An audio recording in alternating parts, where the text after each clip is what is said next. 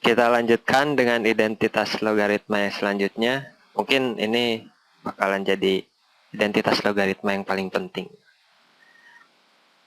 Kita sebelumnya udah tahu kalau X pangkat N sama dengan A, berarti ini kita bisa punya log dengan basis X dari A sama dengan N, ya kan?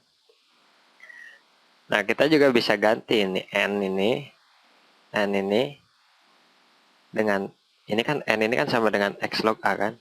N yang di atas ini bisa kita ganti dengan X log A.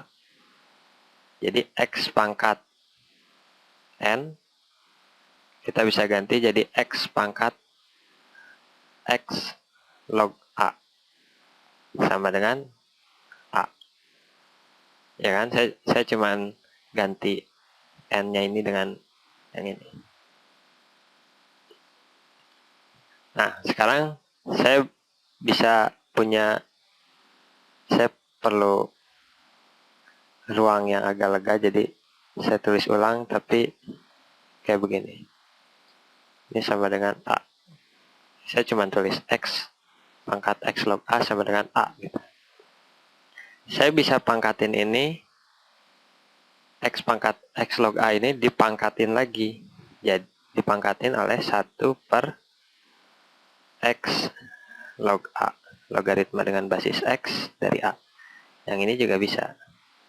Mudah-mudahan kalian nggak jadi kebingungan ini kayak gimana. Saya cuman pangkatin dua sisi ini dengan 1 per X log A. Kan kita tahu kalau misalkan apa ya, M pangkat N dipangkatin X itu kan sama dengan M pangkat N kali X kan, kalau di aturan pemangkatan. Kalau kita punya M pangkat N dikaliin dengan 1 per X, ini kita bisa punya M pangkat N kali 1 per X gitu ya. Ya kan, aturan pengangkatan biasa. Ini juga berarti di sini saya punya X pangkat X log A dikalikan dengan 1 per X log A. Ini bisa saling menghilangkan kan, ini kan X log A dikali 1 per X log A sama dengan 1 ya. Kalau di sini saya punya A pangkat 1 per X log A. Kayak gitu kan. Berarti saya punya X sama dengan A pangkat 1 per X log A. Selanjutnya saya mau bilang ini X ini, saya bisa aja kan bilang gini, X sama dengan B pangkat 1 per X log B gitu kan. Saya cuma ganti ini aja, A-nya diganti B gitu. Jadi hanya buat ganti B, di sini A-nya diganti B juga gitu kan. Saya bisa aja. Terus saya bisa bilang X ini sama dengan X gitu kan. X sama dengan X, itu bentuknya jadi kayak gimana? Jadi kayak gini kan. X sama dengan X itu jadi A pangkat 1 per X log A sama dengan B pangkat 1 per X log B. Nah, kemudian saya mau turunin dulu, saya butuh ruangan, ganti warna ya. A saya tulis ulang tapi saya butuh space di sini. Pangkat 1 per X log A sama dengan B pangkat 1 per X log B. Saya mau pangkatin ini dengan X log B. Di sini juga saya bisa pangkatin dengan, saya pangkatin di sini dengan X log B, di sini juga saya harus pangkatin dengan X log B. Ini kan sama aja dengan A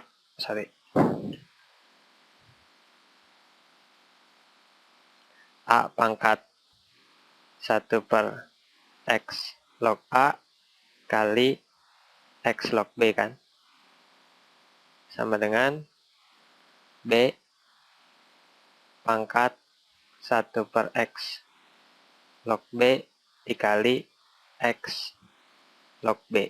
Ini kan jadinya 1 ya. 1 per X log B dikali X log B sama dengan 1 kan, bisa saling menghilangkan. Jadi ini sama dengan A. Saya bisa punya bentuk kayak gini, X A pangkat X log B per X log A sama dengan B. Nah, sekarang kalau kayak saya mau ke dalam bentuk logaritma lagi, jadi dari kayak yang sebelumnya, kayak misalkan saya punya X pangkat N itu sama dengan M, gitu kan. Ini kalau saya bentuk logaritma, saya bisa bilang X log M sama dengan N, gitu kan. Jadi di sini saya juga bisa bentuk seperti ini, saya bisa ke dalam bentuk logaritma, itu jadinya ini kan jadi bentuk A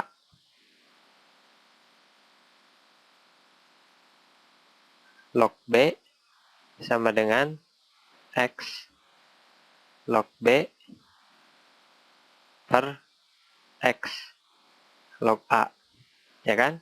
Mudah-mudahan kalian nggak bingung. Saya cuman ini aja nih. Yang ini perhatiin ya. Yang ini nih, A pangkat sesuatu ini kan bisa jadi X pangkat sesuatu gini kan, sama dengan M. Nih yang N-nya ini kalau dalam bentuk logaritma jadi pindah ke sini gitu. Yang ini juga, yang ini nih, ini pindah ke sini kan, sama dengan sekian gitu. Nah ini juga jadi pindah ke sini, ya kan? Kayak gitu. Kalau untuk yang A-nya itu kalau di sini bentuknya hampir sama kayak ini pindahnya jadi ke bentuk basisnya gitu. Yang X ini adalah basisnya kalau dalam bentuk logaritma. Ini juga A ini jadi bentuk basisnya di sini kan. Log A itu, A log B itu jadi logaritma dengan basis A. Kalian bisa lihat kan. Nah kalau B-nya